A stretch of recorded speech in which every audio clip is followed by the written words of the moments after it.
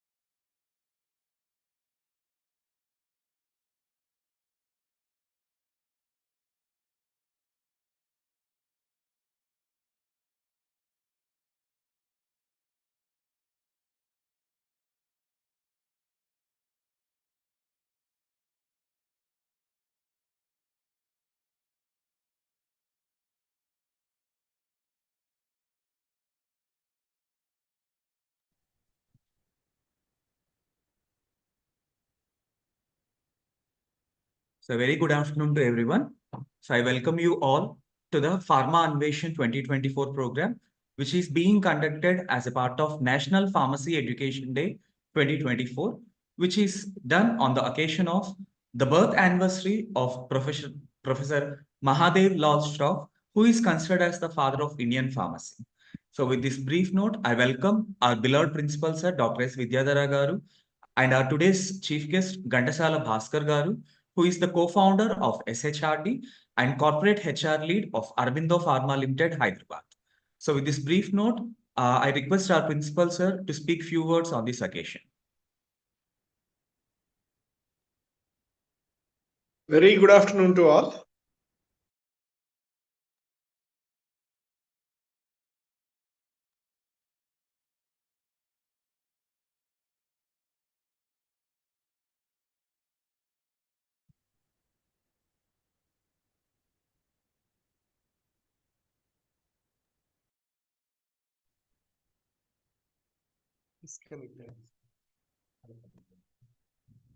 Hello.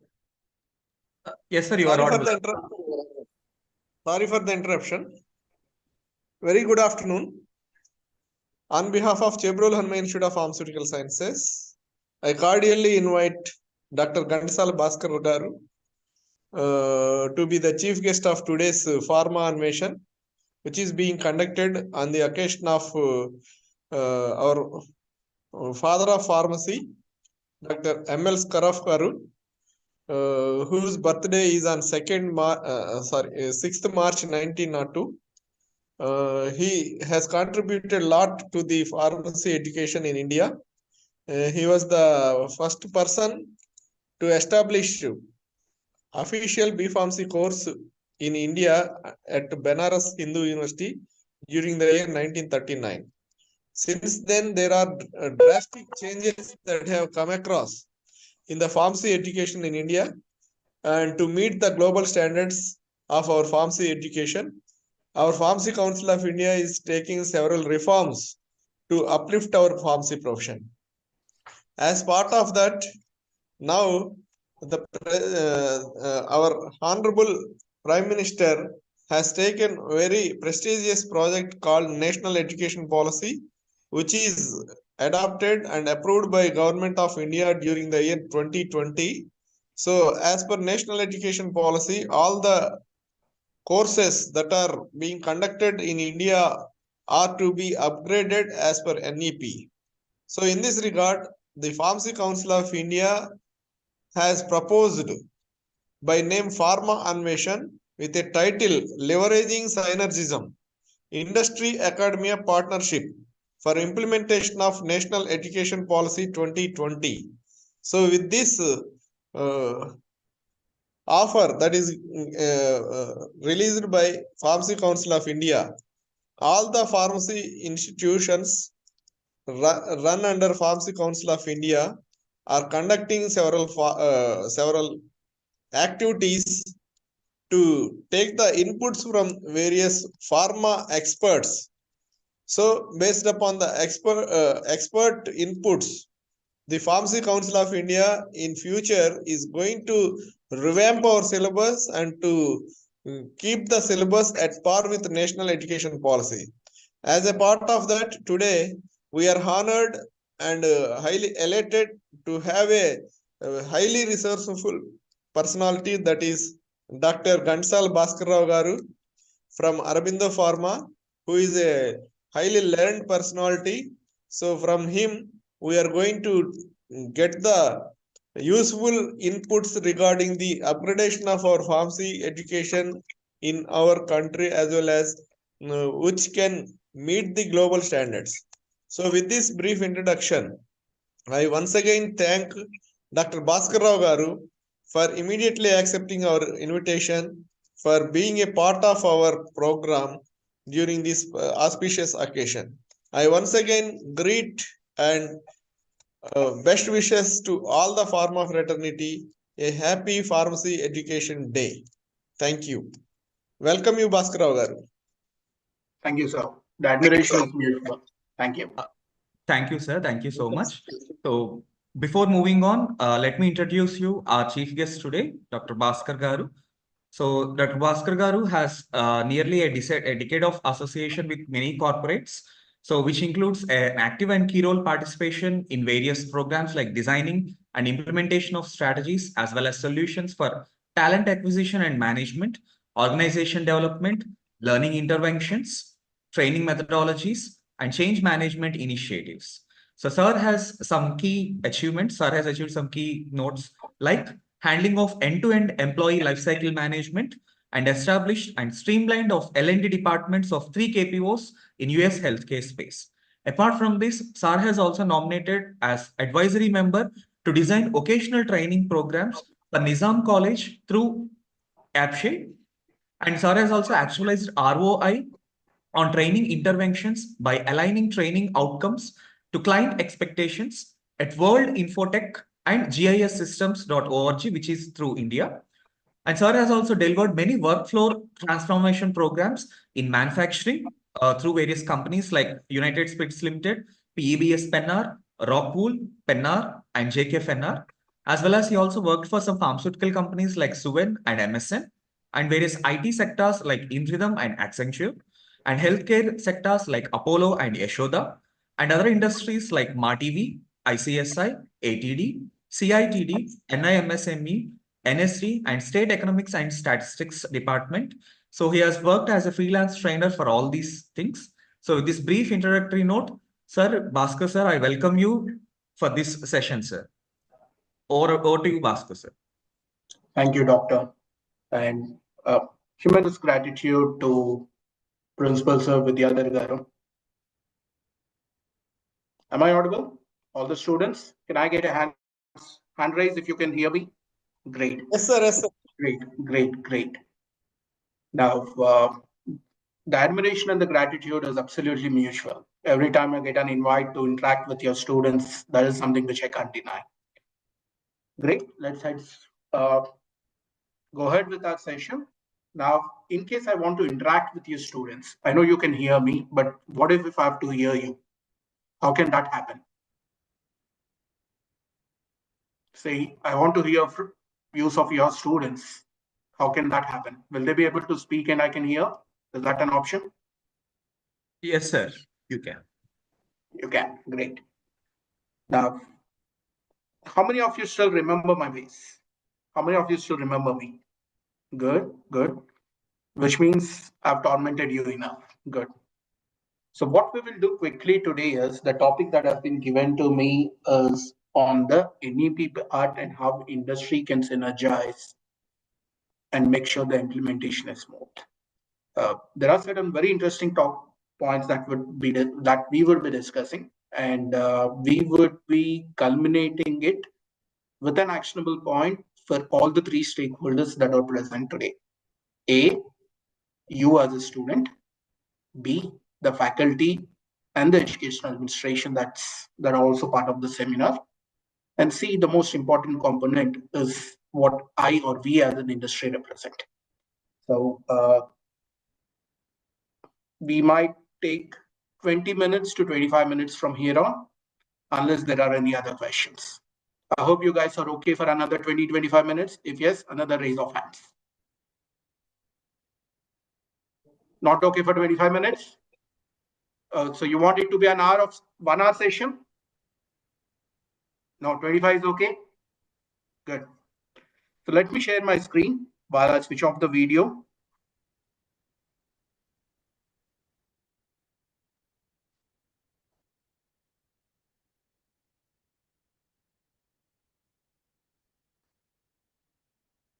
Hand raise if you can see this. Is my PPT visible? Great. Yes, sir, we can see, sir. Great. So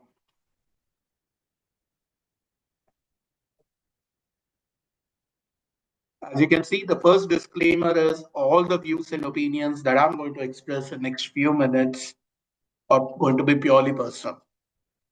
Though I represent two organizations, one which I work for, which is Urbindo, and two which I volunteer for is SHRD. The views need not necessarily be a representation of either of the organizations. Clear? Now, anyone who knows significance of this number, 122?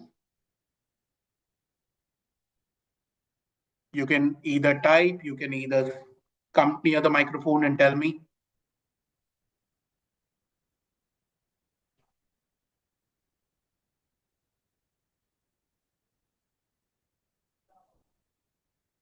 Sir, will they be able to interact with me?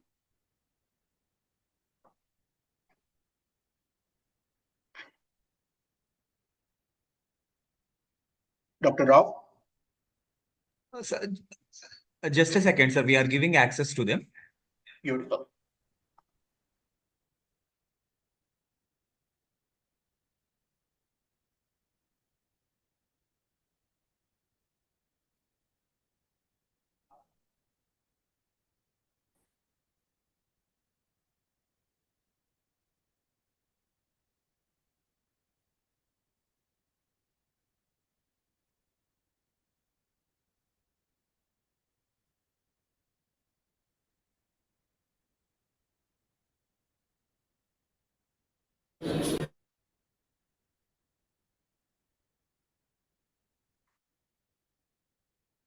So anyone who wants to take a guess, what does number 122, the number that you will see on the screen, signifies?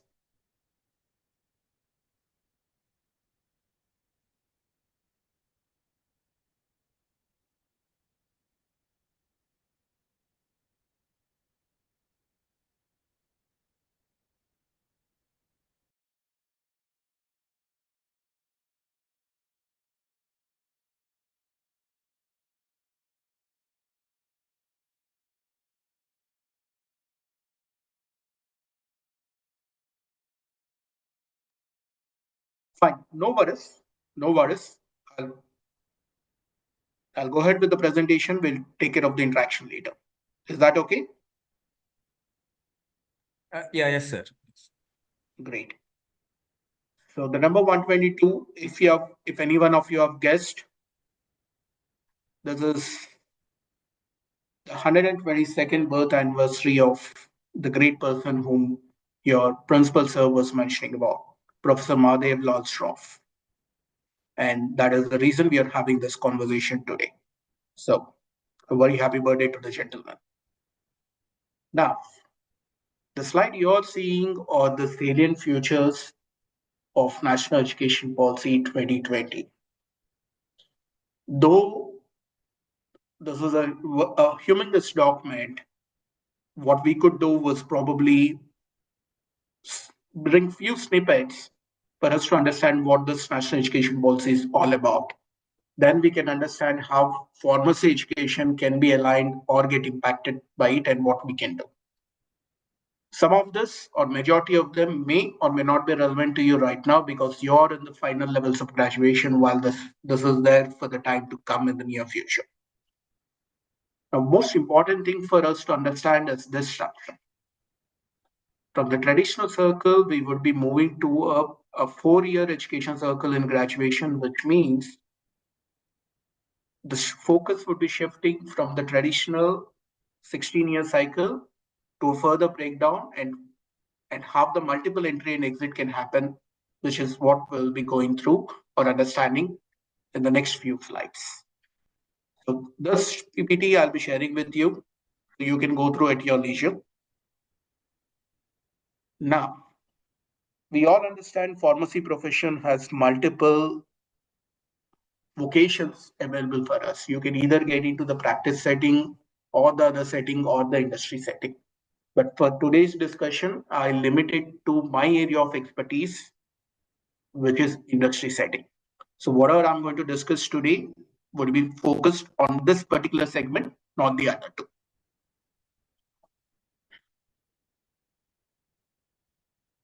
Now, how many of you would have seen or traveled on the outer ring road of Hyderabad?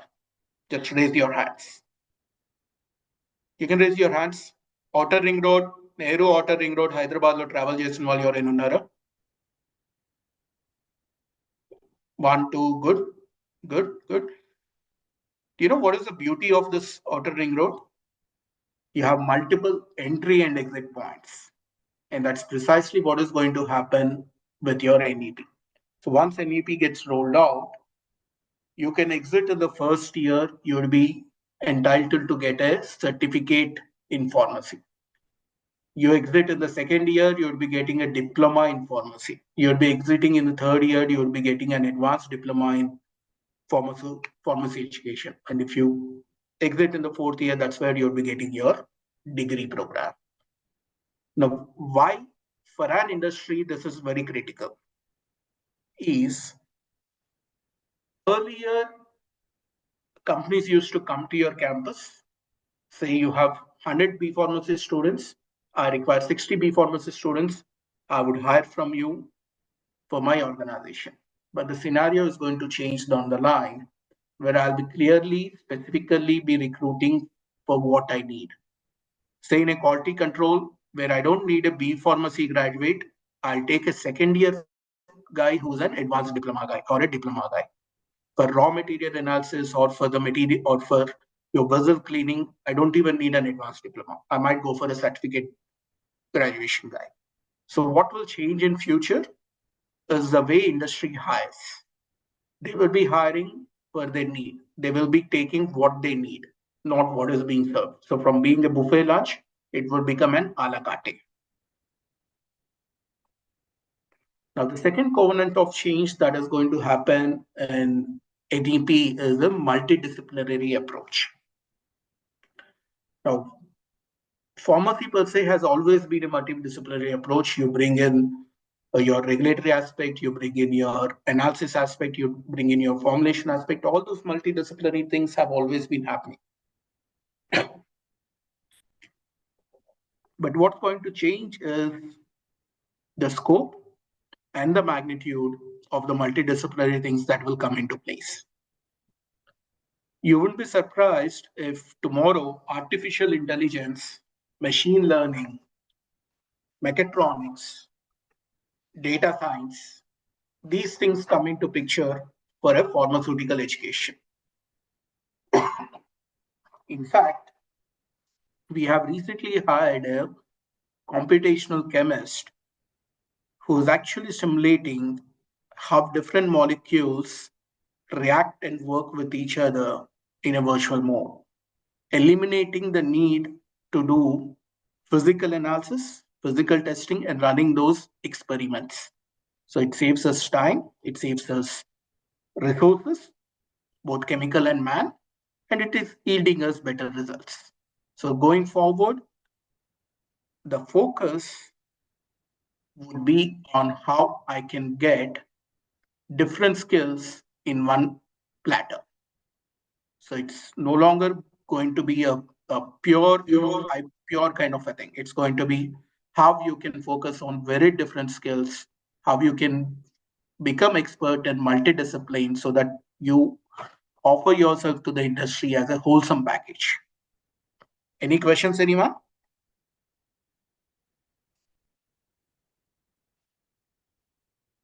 Can I proceed? Yes. Now, as you can see this picture, the next covenant is going to be the focus on practical skills. Like in any sport, your theory would only give you the basics, but how rounded you can become will depend on how much of practice you're putting into your theory. So that is what the future is going to be. It has to be entirely practical focus.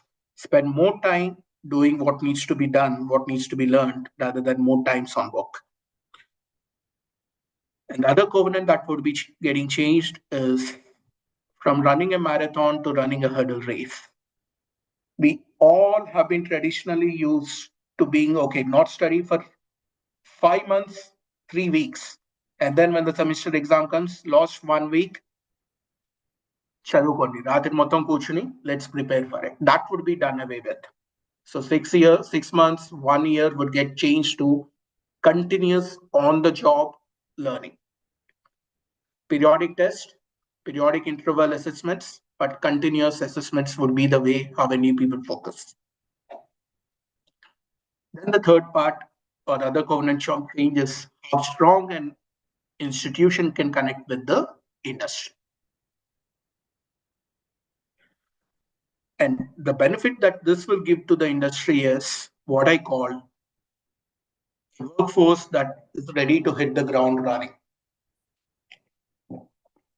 Once this NEP gets into picture, as an industry, we no longer have to spend enough time on training the people.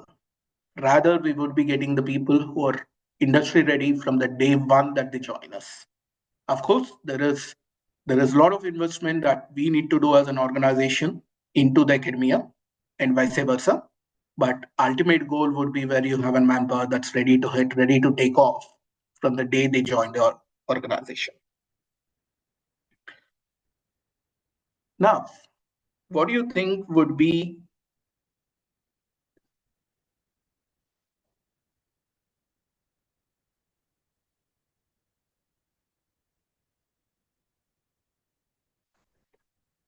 now, what do you think would be your role as an individual to succeed in this NEP scenario? Anyone can volunteer and let us know.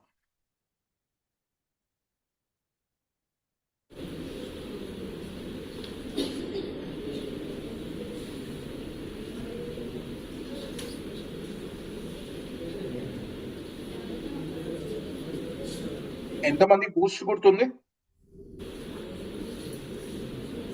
Boost కొడుతుందా ఎవరికైనా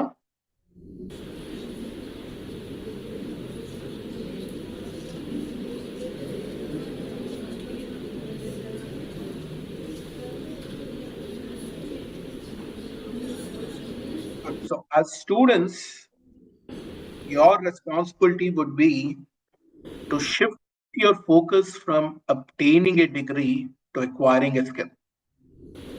Moving forward, having a B Pharmacy degree is not an achievement, but having the skills required to survive in the corporate would be an achievement. And second important point for you would be how you can create your own differentiating factor. Because when we come to your campus for recruitment, it would be important for you to prove to us what is that extra that you bring to the table than compared to the rest of your people. There would be enough oranges, there would be enough apples, but can you be something that is a hybrid of an orange and an apple? That should be the focus moving forward. The third important aspect that you as a students have to focus to make this NEP work is your learning agility. How quickly you can acquire new skills, how quickly you can acquire multidisciplinary skills, and how quickly you can unlearn what is not required. And fourth important part would be your ability to network. Your ability to leverage the connections you have in industry, be it your alumni, be it your kin and kith, be it your professional colleagues, be it your professional friends. How do you ensure your network is leveraged for your own benefit? That's going to be the focus. Now, what we as an organization, the responsibility that would lie with us is shifting our focus from make to stock to make to order. Now, it would be the responsibility of organizations like us and other people to communicate to the academia that going forward, this would be the skills that would be required for us. When we say quality control analyst, what precisely are we looking at and what level of graduation do we need people to come in? And we need also, the responsibility would also lie equally with academia as well as the organization to create a deeper, meaningful relation being established, which means the information has to constantly flow between these two aisles so that the end result comes closer to the industry expectations. Now, the third part is academia. That is where I leave the discussion open. Now, Dr. Rao, Professor Sir, Principal Sir, and rest of your faculty, I'll be interested to hearing your views on how academia piece can be addressed for implementing or synergizing NEP. So I'm done with my part. Over to you guys. I'll be waiting to listen. Yes, sir. Thank you. So, any staff can interact. Yes.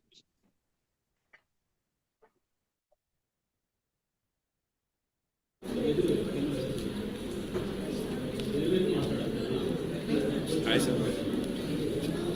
Hello. What are the industries want to required for the UG levels from the students, sir? What are the requirements that industry want to require as we are expecting from the students at UG level, sir? You're talking about the current scenario or once NEP comes into picture? Current scenario, sir.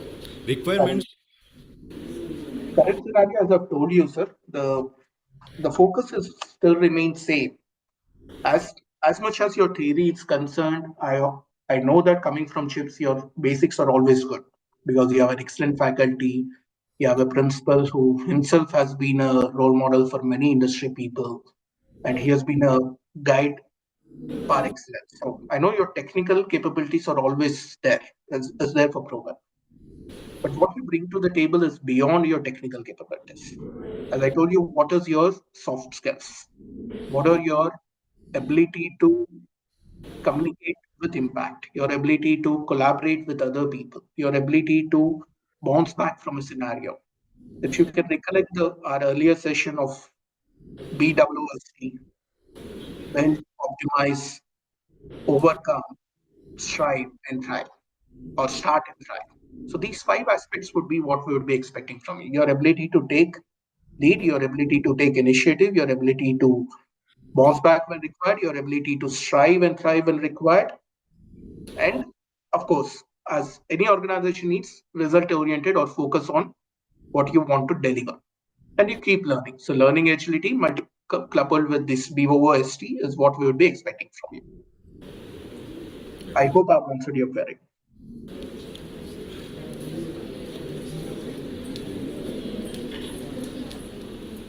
Good afternoon, sir. You're welcome, ma'am. So, I have a few questions regarding industry, how to sustain in that. So, in starting session, you told that skills are required and creativity needed for a student or a user working there. So, what are the skills that does a student need to acquire to sustain in the industry, and how will be the career and scope for a fresher in industry, sir? Thank you. As NEP has clearly mentioned, going forward, the two critical skills would be your critical thinking and what they call as design thinking, critical thinking and design thinking, which is your ability to think beyond what is evident. Now, what I add as most critical skill that would be required for a fresher is something I call as searchlight intelligence. Your ability to connect the dots would play a key role in whether you succeed compared to your other peers or you remain similar to their level. So coming back to the part B of your question, for freshers, the answer remains same that I've given to your friend.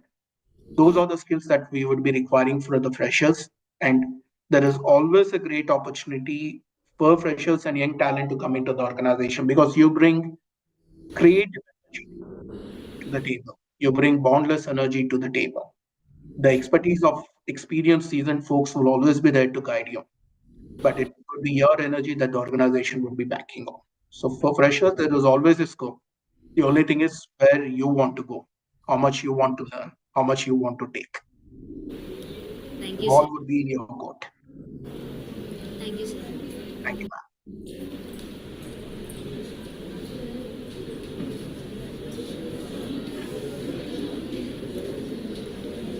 First of all, a very good afternoon, sir. Good afternoon, Director. How are you? Sir, fine, sir. How are you, sir? All good. Tell me so. Sir, which skills means whether the technical skills or soft skills or the practical skills, which skills plays an important role, sir, in the student life or industrial life? Okay, let me answer this question in two parts. One, if you have to get a job, technical skills is most important. If you want to keep the job, practical skills is more important. But if you want to succeed in job, your soft skills are important. So all three skills are important at different phases of your career journey. Thank you. Sir, thank you, sir.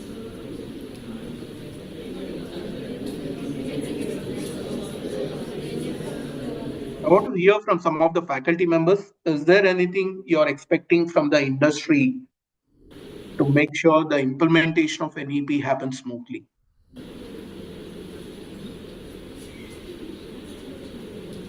Yeah, yes, sir. Hello. Yeah, please.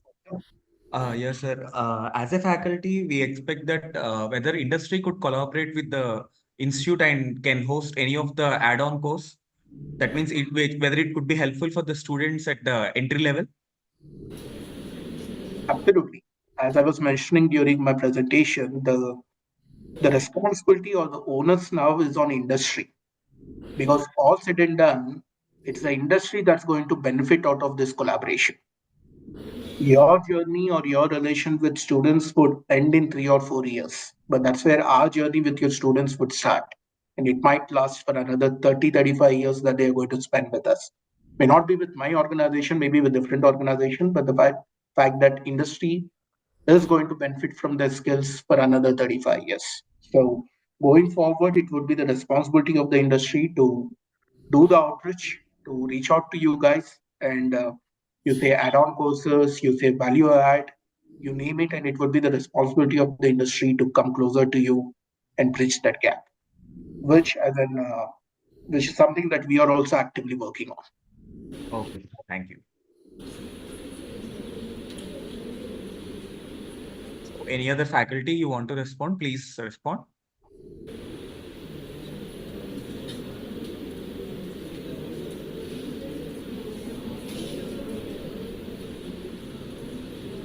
Okay, so with this, we will just close the session, sir. Fantastic. Thank you Yeah. for the audience. Yeah, thank you, sir. Thank you so much. So with this word, I want to just conclude this session. So we thank Bhaskar sir for actively involving and actively participating and also quickly for responding to our invitation on this auspicious day. So thank you for with us, sir. Thank you for with us. And thank you, students. Thank you, everyone. Great. And also place on record my sincere thanks to the honorable principal, faculty people, and the students. Bye, guys. Have a great day. Yeah, thank you, sir. Bye.